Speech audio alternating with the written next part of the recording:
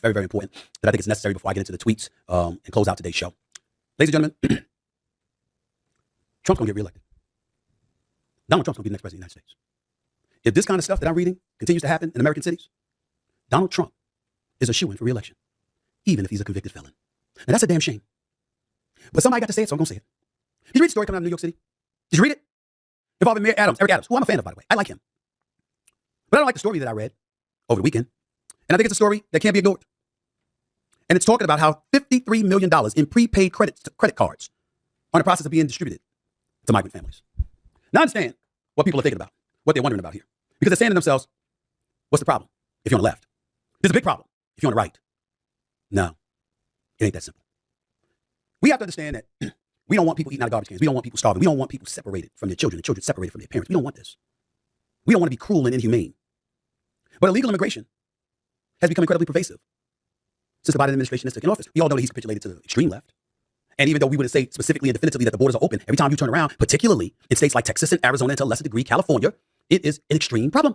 Well, guess where else is the problem? It's the problem in New York City, my home. And I got to tell you something right now. If it wasn't for my daughter being there, I'd be gone. Don't like what I'm seeing.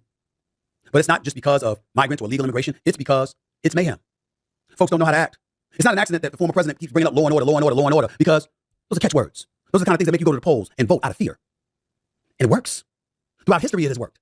But now this is a different kind of fear, but a fear tinged with frustration. Because when you hear about migrants receiving $53 million in prepaid credit cards, the Eric Adams administration in the mayor's office in New York City will tell you it's going to save about $600,000 a month.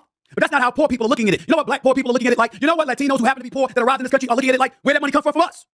I could have used it. I could use the extra $500 a month. I could use the extra $1,000 a month. I can do that.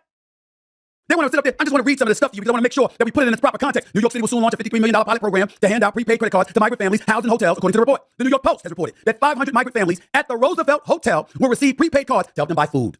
The program is intended to replace the current food service provided there. The Post reported. A spokesperson for Eric Adams said, quote, not only will this provide families with the ability to purchase fresh food for their culturally relevant diets and the baby supplies of their choosing, but the pilot program is expected to save New York City more than $600,000 per month and more than $7.2 million annually. Here are the stipulations. Migrants eligible for the program must sign an affidavit stating they will only spend the funds on food and baby supplies or else they will lose access to funds, the report said. Another stipulation. The amount available to each family depends on their size and how much income they are receiving, according to a contract reviewed by the Post. A family of four might be provided nearly $1,000 each month or $35 per day for food. If the pilot program is a success with the initial 500 migrant families, it will be expanded to all migrant families staying in hotels, which is currently at $15,000, according to this report. More than 150,000 migrants have arrived in New York City since 2022, overwhelming city resources as Texas Governor Greg Abbott has bused asylum seekers to New York. Now, there are people who are absolutely appalled by that, playing around with lives. Fair enough. Mayor Adams has decried the bust arrivals as a humanitarian crisis and said that providing food and housing for the migrants will cost about $12 billion over 3 years. Adams traveled to Latin America on a tour to dissuade potential migrants in Mexico, Colombia, and Ecuador from attempting to come to the city, saying the city, quote, is at capacity, end quote. Let me say this to Mayor Eric Adams, who I respect.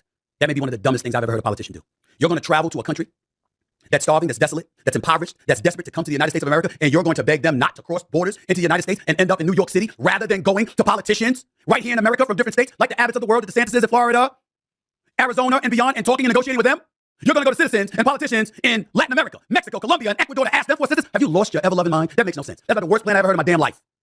Why would they listen to you if they're desolate and starving and in desperate need? So much so that they come here, and even for $1,000 a month, that's exponentially better than whatever conditions they're facing in their respective countries. Why would they listen? It comes down to us and being able to work together as a nation, and clearly that's not the case. And so when you have this kind of mayhem going on, which, by the way, doesn't surprise me at all because it's an election year, and usually this stuff gets highlighted and illuminated even more during election time. That's how they like it. So you can pick and choose.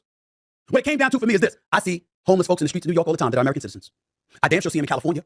We've got poor, impoverished, starving people who were born and raised in this nation. How in the hell do we come up with a $53 million pilot program for illegals, but folks who are here legally are born here, we don't have enough of them? Just like we could come up with billions for Ukraine.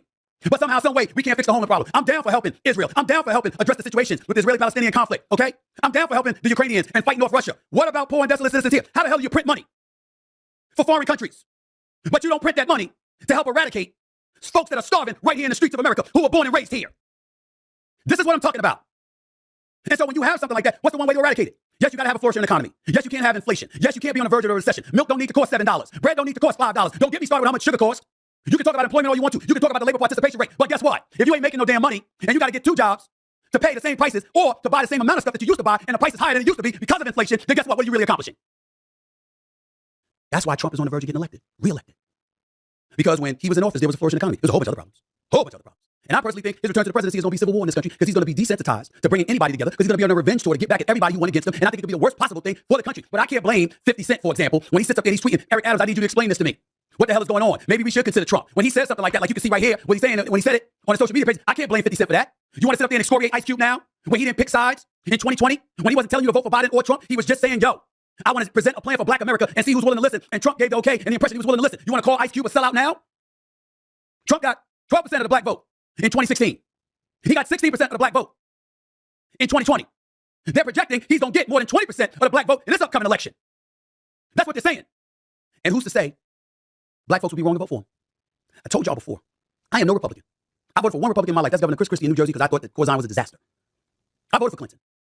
I voted for Al Gore. I voted for Barack Obama twice.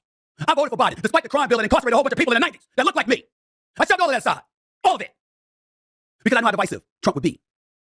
But as we sit here now, and we watch something like this transpire, where there seems to be more rapt attention being paid to folks who are not even here illegally, nor are from this country, yet we want to turn around and ignore us. Black folks, Latinos, and beyond, who are impoverished and are in need. We know why you're doing it. Because you want that voting block. So once again, ladies and gentlemen, what did I say years ago when I used to give speeches and say I wish for at least one election, everybody vote, every black person in America votes Republican? Remember when I used to say that? You know why I used to say it? Because you'd have to flatter us from that point forward. You couldn't just take the black vote for granted. You'd have to show us what you're bringing for us, what you're delivering to the table. And oh, by the way, it's not just addressing recidivism in the prison system. We need more than that. We deserve more than that. And we certainly don't deserve to be ignored. Because others who are in this country are being given stuff that's never given to us. I'm talking about my black and Latino brothers and sisters. Come on, y'all. Come on. I went to bed with a younger man.